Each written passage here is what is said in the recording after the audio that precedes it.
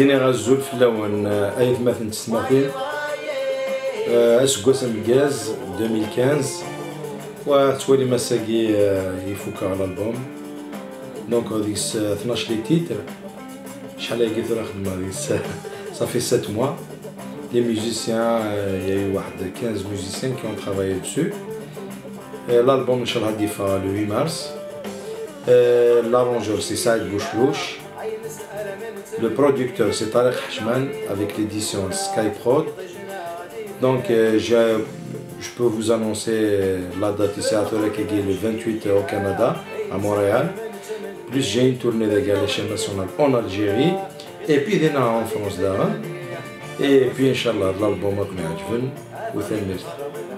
ولا نشتني حملة بالقدر وتستغرب شاهدت 70 وحملة غير